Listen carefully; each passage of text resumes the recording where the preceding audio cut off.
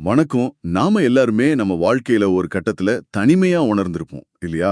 ஒரு பெரிய கூட்டத்துல நின்னுட்டு இருக்கும்போது கூட உள்ளுக்குள்ள ஒரு ஒரு வெறுமை. அந்த உணர்வை தவிர்க்க தான் நம்மள பலர் உறவுகள, நட்புகள, சமுதாயத்தை தேடி ஓடுறோம். ஆனா இன்னைக்கு நாம பார்க்க போற ஓஷோவின் ஒரு உரை நம்மளோட அந்த ஓட்டத்தையே கேள்விக்குள்ளாக்குது. இது அவரோட தம்மபத சொற்பொழிவுகள்ல இருந்து 73வது உரை. தனிமையிலிருந்து தப்பிச்சு ஓடுறது தான் வழியா? இல்ல அந்த தனிமையே நேருக்கு நேர் சந்திச்சு அதுக்குள்ள மூழ்கி பார்க்கிறது தான் உண்மையான விடுதலையா? மிகச் சரியான கேள்வி. ஓஷோவோட பார்வைப்படி நாம தனிமைய ஒரு நோயா பார்க்கிறோம். ஆனா அவர் அத நம்மளோட அடிஸ்தான இயல்பு, தி கிரவுண்ட் ஆஃப் ஆர் பீயிங்னு சொல்றாரு. இந்த உரையே ஒரு பெரிய மனமாற்றத்தை நம்ம கிட்ட கேக்குது. அதாவது தனிமையின் வலியிலிருந்து தப்பித்து கூட்டத்தில் கரையும் சமூகத்தின் பாதையா, அல்லது தனிமையே தியானமாக்கி தனக்குள் இருக்கும் ஆனந்தமான ஏகாந்தத்தை கண்டடையும் சந்நியாசத்தின் பாதையா? இந்த 2 பாதைகள பத்தி தான் ஓஷோ ரொம்ப ஆழமா பேசுறாரு. ரொம்ப சுவாரஸ்யமா இருக்கு. ஏன்னா, நாம தனிமையை ஒரு பிரச்சனைன்னு நினைச்சிட்டு இருக்கோம். ஆனா ஓஷோ அத ஒரு தொடக்க புள்ளியா பார்க்க சொல்றாரு. சரி, அப்போ இந்த உரையின் வழியா நாமளும் ஒரு பயணம் போவோம். ஓஷோ சொல்ற கதைகள், உவமைகள், சூத்திரங்கள் வழியா பந்தபாசம் எப்படி நம்மள சிறைப்படுத்துது, உண்மையான விடுதலைனா என்னன்னு ஆழமா அலசி பார்க்கலாம். நிச்சயமா. இது வெறும் தத்துவ விசாரணை மட்டும் இல்ல. நம்ம அன்றாட வாழ்க்கையோட உணர்வுகள, உறவுகள புரிஞ்சுக்க இது ஒரு பெரிய திறவுகோலா இருக்கும். ஓகே, அப்போ முதல் விஷயத்திலிருந்து ஆரம்பிக்கலாம். மனிதனோட அடிப்படை நிலையே தனிமைன்னு ஓஷோ சொல்றார். இதுல இருந்து தான் இந்த 2 பயணங்களும் தொடங்குதுன்னு சொல்றீங்க. இத கொஞ்சம் விளக்க முடியுமா? ஆமா. ஓஷோ சொல்றாரு, பிறக்கும்போதும் நம்ம தனியா வரோம், இறக்கும்போதும் தனியா தான் போறோம். இந்த 2க்கும் நடுவுல இருக்கிற வாழ்க்கையிலயும் எவ்வளவுதான் உறவுகள் சூழ்ந்திருந்தாலும் ஆழத்துல நாம தனியாவே இருக்கோம். இந்த உண்மையை எதிர்கொள்ள பயந்து தான் முதல் பயணம் தொடங்குது. அதுதான் சமூகத்தை நோக்கிய பயணம். அதாவது அந்த உள்ளுக்குள்ள இருக்கிற தனிமைங்கிற வெற்றிடத்தை நிரப்ப முயற்சி பண்றது. மனைவி, கணவன், குழந்தைகள், நண்பர்கள், சொத்து, புகழ்னு எதையாவது ஒண்ணு வச்சு அந்த இடத்த நிரப்ப பாக்குறது. சரியா சொன்னீங்க. ஒரு கூட்டத்த உருவாக்கி, அதுல நம்மளையே மூழ்கடிச்சு, நான் தனியா இல்லே நான் நமக்கு நாமே சொல்லிக்கிற ஒரு முயற்சி தான் அது. ஆனா ஓஷோ என்ன சொல்றாருன்னா, இது ஒரு தற்காலிக மயக்க மருந்து மாதிரி தான். ஒரு பார்ட்டி முடிஞ்சு எல்லாரும் போனதுக்கு அப்புறம் ராத்திரி 2 மணிக்கு மறுபடியும் அந்த தனிமை நம்ம முன்னாடி நிக்கும். சில சமயம் ஒரு பெரிய கூட்டத்தோட நடுவுல இருக்கும்போது தான் அந்த தனிமை இன்னும் உக்கிரமா தாக்கும். இது 100% உண்மை. சோஷியல் மீடியா காலத்துல இது ரொம்பவே பொருந்தும். ஆயிரக்கணக்கான ஃப்ரெண்ட்ஸு, ஃபாலோவர்ஸ் இருப்பாங்க. ஆனா உண்மையில ரொம்ப தனிமையா உணருவாங்க. அப்போ 2வது பயணம், சந்நியாசங்கிறது என்ன? சாமியாரா போறதா? இல்ல, ஓஷோவோட பார்வையில சந்நியாசம்னா காவி கட்டிட்டு காட்டுக்கு போறதில்ல. அது ஒரு உள்முக பயணம். தனிமையிலிருந்து தப்பிச்சு ஓடாம, சரி இந்த தனிமைனா என்ன? தனியா இருக்கும்போது மிச்சம் இருக்கும் இந்த நான் யாரு? அப்படின்னு தனக்குள்ளேயே ஆழமா இறங்கி பார்க்கறது. அப்படி பார்க்க ஆரம்பிக்கும்போது, அது வரைக்கும் வலியா தெரிஞ்ச தனிமை மெதுவா ஏகாந்தமா மாற ஆரம்பிக்கும். அதுல ஒரு அமைதி, ஒரு ஆனந்தம், ஒரு முழுமை தெரியும். ஓஷோ அத கைவல்யம்னு சொல்றார். அது முழுமையான சுதந்திரம்.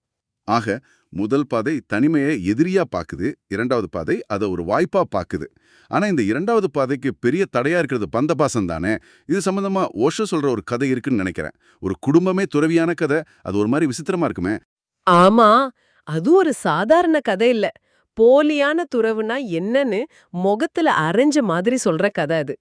தாம் பெற்றோரோட அதீத பாசத்தால மூச்சு திணறி போன ஒரு இளைஞனோட கதை. அவனுக்கு சந்நியாசத்துல எல்லாம் பெரிய ஈடுபாடு இல்ல. ஆனா அப்பா அம்மாவோட அன்பு என்ற பிடியிலிருந்து தப்பிக்கிறதுக்கு புத்தர்கிட்ட போய் பிக்குபாகலான்னு முடிவு பண்றான். அப்போ தப்பிக்கிறதுக்காக சந்நியாசத்தை ஒரு கருவியா பயன்படுத்த பார்க்கறோம். அதேதான். ஒரு ராத்திரி யாருக்கும் தெரியாம வீட்டை விட்டு ஓடிப்போய் புத்தரோட சங்கத்துல சேர்ந்து பிக்குவாவும் ஆகிடுறான். விஷயம் தெரிஞ்சதும் அவனோட அப்பா அவனை தேடி வர்றார். மகன் ரொம்ப உறுதியா இருக்கான், திரும்பி வரமாட்டான்னு தெரிஞ்சதும், சரி என் மகன் இங்கதான் இருக்க போறான்னா நானும் அவனோடயே இருந்துடுறேன்னு சொல்லி அவரும் ஒரு பிக்குவாக மாறிடுறார். அடடா, இதுவே ஒரு பெரிய திருப்பம். அப்புறம் கதை இங்கு முடியல. சில நாள் கழிச்சு கணவனையும் மகனையும் தேடி தாய் வராங்க. 2 பேரும் பிக்கு ஆகிட்டத பார்த்து அதிர்ச்சி அடையறாங்க. அவங்களும் நீங்க 2 பேரும் இல்லாம நான் மட்டும் என்ன பண்றது, நானும் உள்ளோடவே இருந்துடுறேன்னு சொல்லி அவங்களும் தீக்ஷாவாகிக்கிறாங்க. நம்பவே முடியல. ஒரு குடும்பமே மடாலயத்துக்குள்ள குடிபெயர்ந்த மாதிரி இருக்கு. அவங்க உண்மையிலே துறவிகளை வாழ்ந்தாங்களா? அதுதான் இல்ல. ஓஷோ சொல்றார், அவங்க மடாலயத்துக்குள்ள ஒரு புது வீட்டை உருவாக்கிக்கிட்டாங்க. அவங்க 3 பேரும் மத்த பிக்குகளோட பழகுறதில்ல, தியானம் பண்றதில்ல, புத்தரோட போதனைகளை கேட்கறதில்ல. மடாலயத்துக்குள்ளேயும் ஒருத்தர ஒருத்தர் பிடிச்சுக்கிட்டு அதே குடும்ப வாழ்க்கைய அதே பந்த பாசத்தோட வாழ்ந்தாங்க. அவங்க எழத்த மட்டும்தான் மாத்தினாங்களே தவிர மனச மாத்திக்கவே இல்ல. வாவ், இது உண்மையிலே போலியான துறவு தான். அவங்க வீட்டை விட்டு ஓடினது வெறுப்பால, ஆனா மடாலயத்துல ஒன்னா சேர்ந்தது பாசத்தால. புத்தர் இதை எப்படி கையாண்டார்? இந்த விஷயம் புத்தர் காதுக்கு போனதும் அவர் அந்த 3 பேரையும் கூப்பிட்டு பேசுறார். இது என்ன சந்நியாசம்? சந்நியாசம்னா பிடிச்ச விஷயத்த விடுறது மட்டும் இல்ல, பிடிக்காத விஷயத்தையும் விடுறதுதான். நீ வெறுப்பால வீட்டை விட்டு வந்த, உன்னோட பெற்றோர் பாசத்தால உன்னை தேடி வந்தாங்க. வெறுப்பும் பாசமும் ஒரே நாணயத்தோட 2 பக்கங்கள், ரெண்டுமே பந்தம்தான். நீங்க இன்னும் உங்க சிறைய விட்டு வெளியே வரவே இல்லைன்னு விளக்குறார். இது ரொம்ப ஆழமான ஒரு புள்ளி. நம்ம பல பொழுதும் இஷ்டமில்லாத ஒரு வேலையை விட்டுட்டு இன்னொரு வேலைக்கு போவோம். ஆனா அங்கும் அதே மனநிலையோடு தான் இருப்போம். இடம் மாறுதே தவிர நாம மாறுறதில்ல. இந்த இடத்துல தான் புத்தர் அந்த குடும்பத்துக்கு முக்கியமான 2 வார்த்தைகளை அறிமுகப்படுத்துறார் இல்லையா? ஸ்ரேயா மற்றும் பிரேயா. ஆமாம், வாழ்க்கையில நாம எடுக்கிற முடிவுகள் இந்த 2 வகைக்குள்ள தான் அடங்கும்னு சொல்றார். பிரேயா அப்படிங்கிறது நமக்கு உடனடியாக இன்பம் தரக்கூடிய பிரியமான விஷயங்கள். சுவையான உணவு, கேளிக்கைகள், உலகியல் ஆசைகள், இதெல்லாம் பிரேயா, தற்காலிக சந்தோஷம் தரும். அப்போ ஸ்ரேயானா?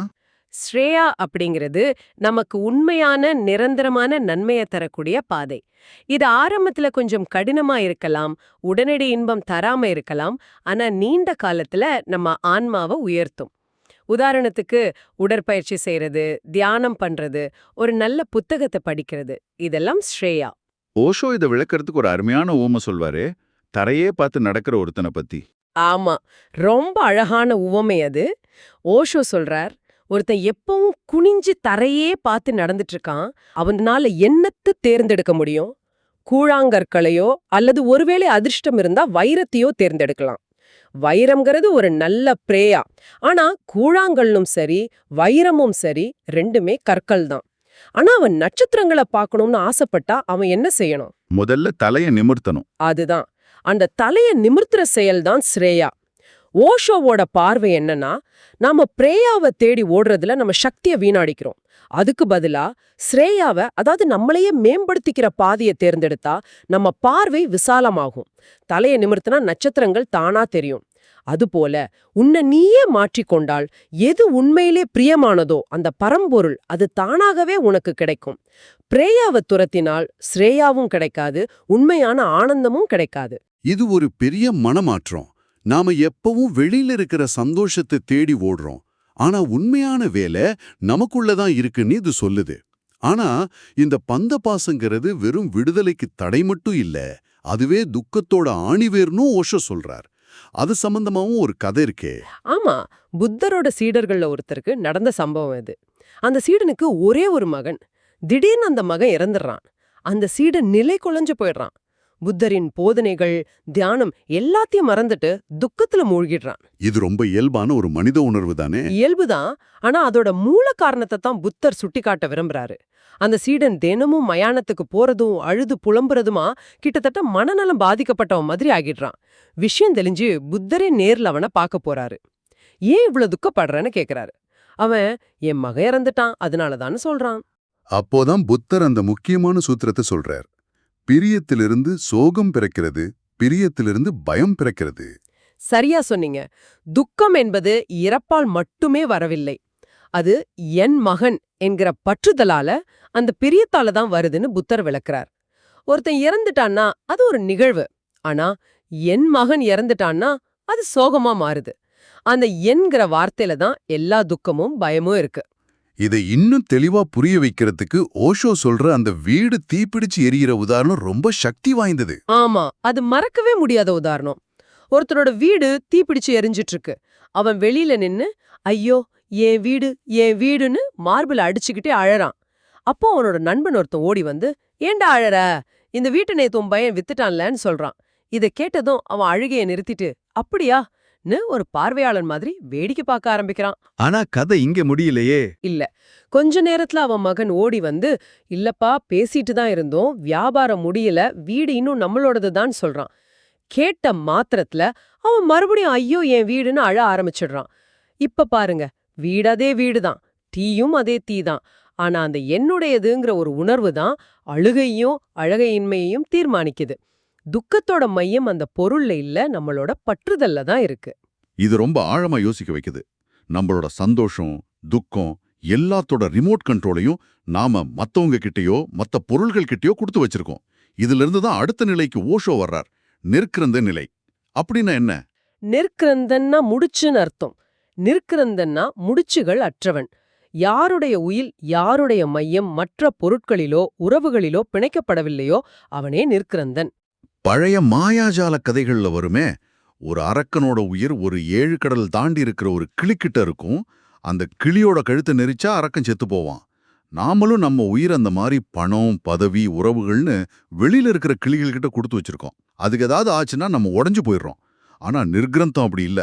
அவனோட மையம் அவனுக்குள்ளேயே இருக்கு. அருமையான உவமை. ஓஷோ இதுக்கு ஒரு நகைச்சுவையான கதையை சொல்றார். ஒரு ஊர்ல ஒரு கிருஷ்ண பக்தரை எல்லாரும் வேண்டுமன்றே சீதாராம்னு சொல்லி கிண்டல் பண்ணுவாங்க. அவருக்கு ராமர் மேல அவ்வளோ பிரியம் இல்ல போல. அதனால சீதாராம்னு சொன்னா கோபத்துல கத்துவாரு. அவரோட இந்த பலவீனத்தை வச்சு ஊரே அவரை வம்புக்கு இழுக்கும். இது ஒரு சின்ன மனமுடிச்சு. ஆமா. ஒரு நாள் அவர் ஒரு ஞானி கிட்ட போய் தன்னோட கவலைய சொல்றார். அந்த ஞானி ஒரு எளிய வழிய சொல்றார். அடுத்த தடவை யாராவது உன்னை சீதாராம்னு சொன்னா நீ கோபப்படாத, பதிலுக்கு நீயும் சந்தோஷமா இன்னும் 2 தடவை சீதாராம்னு சொல்லுன்னு சொல்றார். உளவியல் ரீதியா இது ஒரு சிறந்த தந்திர மாதிரி தெரியுதே. அதேதான், அவரும் அப்படியே செய்ய ஆரம்பிக்கிறார். யாராவது சீதாராம்னு சொன்னா இவர் உடனே ரொம்ப உற்சாகமா சீதாராம் சீதாராம்னு சொல்றாரு. இத பார்த்ததும் மத்தவங்களுக்கு அவரை சீன்றதுல இருந்த சுவாரஸ்யமே போயிடுச்சு. சில நாள்ல அவர் அப்படி சொல்றதே நிறுத்திட்டாங்க. அவரோட மனசுல இருந்த அந்த சின்ன முடிச்சு அவிழ்ந்துருச்சு. இதுதான் நிர்கிரந்த நிலையை நோக்கிய ஒரு சின்ன அடி. நம்மளோட எந்த பட்டனை யார் அழுத்தலான்னு நாம தான் தீர்மானிக்கிறோம். சரி, உரையின் இறுதியில ஓஷோ ஒரு மிக உயர்ந்த நிலையை அடைஞ்ச ஒரு பிக்குவை பத்தி பேசுறார். அனகாமி நிலை அப்படின்னா திரும்பி வராதவர், பிறப்பு இறப்பு சுழற்சியிலிருந்து விடுபட்டவர். அந்த முதிய பிக்கு இறக்கும் தருவாயில இருக்கும்போது மத்த சீடர்கள் கேக்குறாங்க இல்லையா? ஆமா, சீடர்கள் எல்லாரும் அவர் பக்கத்துல நின்னு, குருவே, நீங்க ஏதாவது உயர்ந்த நிலையை அடைஞ்சிங்களா, அருகத் நிலையை அடைஞ்சிங்களா அப்படின்னு கேக்குறாங்க. ஆனா அந்த பிக்கு எதுக்குமே பதில் சொல்லாம மௌனமாவே இருந்துடுறார். சீடர்களுக்கு இது பெரிய குழப்பத்தை கொடுத்திருக்கும். ஏன் அவர் பதில் சொல்லல? அடைஞ்சிருந்தா ஆமான்னு சொல்லிருக்கலாமே. அது மத்தவங்களுக்கு ஒரு உத்வேகமா இருந்திருக்குமே. இதுதான் இதுல இருக்கிற சூட்சமம். நான் அடைந்தேன் அப்படின்னு சொல்றதுலே நான்கிற அகங்காரம் வந்துடுது. உண்மையான உயர்நிலைங்கிறது அகங்காரம் முழுசா கரைஞ்சு போன நிலை. அதனால அதை உரிமை கொண்டாட முடியாது. 2வது, அந்த நிலைங்கிறது நம்ம புதுசா அடையிற ஒரு விஷயம் இல்ல. அது ஏற்கனவே நம்மளோட இயல்பான நிலை. நாம அதை மறந்துட்டோம். அதை மறுபடியும் கண்டறிவது தான் சாத்தியம். அது ஒரு உருவாக்கம் இல்ல, ஒரு கண்டுபிடிப்பு. அதனால தான் அந்த பிக்கு மௌனமா இருந்தார். சீடர்கள் குழப்பத்தோட புத்தர் கிட்ட போய் கேட்கும்போது புத்தர் அந்த பிக்குவோட நிலைய ஒரு அழகான வார்த்தையால விளக்குறார். ஊர்த்வ ஸ்ரோதா. ஆமா, ஊர்த்துவ ஸ்ரோதான்னா மேல் நோக்கி பாயும் நதியே போன்றவர்னு அர்த்தம். இயல்பா நீரோட தன்மை என்ன? அது எப்பவும் பள்ளத்தை நோக்கி, கீழ் நோக்கி பாயும். அதுபோல ஆசைகளாலும் பற்றுதல்களாலும் பிணைக்கப்பட்ட நம்ம மனசும் உணர்வுகளும் எப்பவும் கீழ் நோக்கியே பாயுது. உலகியல் விஷயங்களை நோக்கி ஓடுது. ஆனா தியானம் அந்த இயல்ப மாத்துது. சரியா சொன்னீங்க. தியானம் தன்னுணர்தல்ங்கிற வெப்பத்தால கீழ்நோக்கி பாஞ்சிட்டு இருந்த அதே நீர் ஆவியாகி இலேசாகி மேல் நோக்கி பயணிக்க ஆரம்பிக்குது.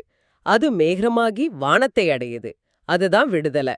அந்த முதிய பிக்குவோட சேற்றுனா, அதாவது உணர்வு நிலை, அப்படி மேல் நோக்கி பாய்ந்து மூலத்தோட கலந்துடுச்சு. அதனாலதான் அவர் திரும்பி வரமாட்டார், அனாகாமி ஆகிட்டாருன்னு புத்தர் விளக்குறார். ஆக இந்த முழு உரையும் நமக்கு காட்டுற ஒரு பெரிய உண்மை என்னன்னா, உண்மையான விடுதலைங்கிறது வெளியில இருக்கிற சூழ்நிலைகளை மாற்றுறதுல இல்ல, நம்ம வீட்டுக்குள்ள நம்ம மனசோட தன்மையை புரிஞ்சுக்கிறதுல தான் இருக்கு. அது உடனடி இன்பம் தரக்கூடிய பிரேயாங்கிற பாதையிலிருந்து ஆன்மாவை உயர்த்துகிற ஸ்ரேயாவுக்கு பயணிக்கிறது. அது வலியால் துடிக்கிற தனிமையிலிருந்து ஆனந்தமான ஏகாந்தத்தை கண்டடைவது. இறுதியா ஓஷோ சொல்ற அந்த ஒரு வரிதான் இந்த உரையின் சாரம். உங்கள் மையம் உங்களுக்கு வெளியே இருக்க வேண்டாம். நம்ம ஒவ்வொருத்தரும் நம்மளே கேட்டுக்க வேண்டிய செய்தி இதுதான். நம்ம வாழ்க்கையில நம்ம சந்தோஷத்தோட பாதுகாப்போட மையம் எது? அது ஒரு நபரா, ஒரு பொருளா, ஒரு பதவியா, அல்லது வங்கியில இருக்கிற பணமா?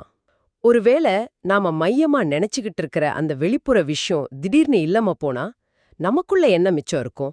இந்த ஒரு கேள்வியோட இந்த உரையாடலை நிறைவு செய்யலாம். இது உண்மையிலே ஆழமா சிந்திக்க வேண்டிய ஒரு விஷயம். நம்மளோட மையம் நமக்குள்ளேயே இருக்கா, இல்ல வெளியில இருக்கிற ஒரு கிளியின் உயிரா இருக்கான்னு ஒவ்வொருத்தரும் தேடி பார்க்க வேண்டிய ஒரு பயணம் இது.